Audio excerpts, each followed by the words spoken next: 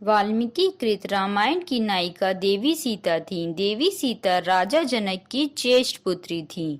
इनका विवाह राजा दशरथ के पुत्र श्री राम से हुआ था।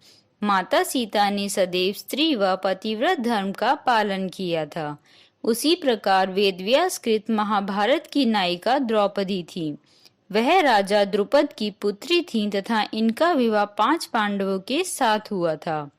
द्रौपदी संपूर्ण नारी थीं। वह कार्य कुशल और लोक व्यवहार के साथ साथ घर गृहस्थी में भी पारंगत थी। आइए अब जानते हैं इन दोनों देवियों के बीच में क्या क्या समानताएं हैं। नाम व अवतार। माता सीता राजा जनक की पुत्री थी, इसलिए उनका नाम जानकी था तथा वह मिथिला की राजकुमारी थी, इसलिए उनका एक नाम मैथिली भी था।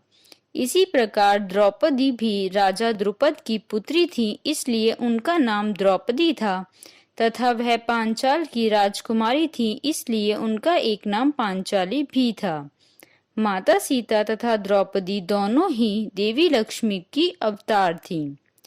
दोनों ही अयोनिजा थीं। माता सीता तथा द्रौपदी दोनों ही अयोनिजा थीं, अर्थात दोनों का ही जन्म माता की गर्भ से न होकर अपितु अन्य स्थितियों से हुआ था। माता सीता का जन्म भूमि से हुआ था तथा द्रौपदी का जन्म यज्ञ अग्नि से हुआ था। महाभारत व रामायण दोनों ही महायुद्ध इन दोनों देवियों के हरण के कारण लड़े गए थे। रामायण का युद्ध माता सीता का अपहरण करने के कारण रावण के विरुद्ध लड़ा गया था, जबकि महाभारत का युद्ध द्रौपदी के चीरहरण के अपमान का बदला लेने के लिए कौरवों के विरुद्ध लड़ा गया था। दोनों ही देवियों ने 14 वर्षों का वनवास भोगा था।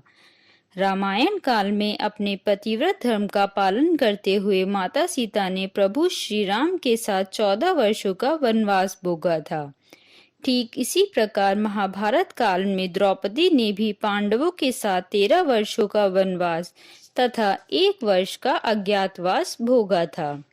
दोनों का विवाह स्वयंवर के पश्चात हुआ था। रामायण में प्रभु श्री राम को माता सीता से विवाह करने के लिए स्वयंवर में धनुष पर प्रत्यंचा चढ़ानी थी। ठीक इसी प्रकार महाभारत में अर्जुन को द्रौपदी से विवाह करने के लिए स्वयंवर में धनुष से मछली की आंख को भेदना था। यह थी माता सीता व द्रौपदी के बीच में समानताएं। धन्यवाद।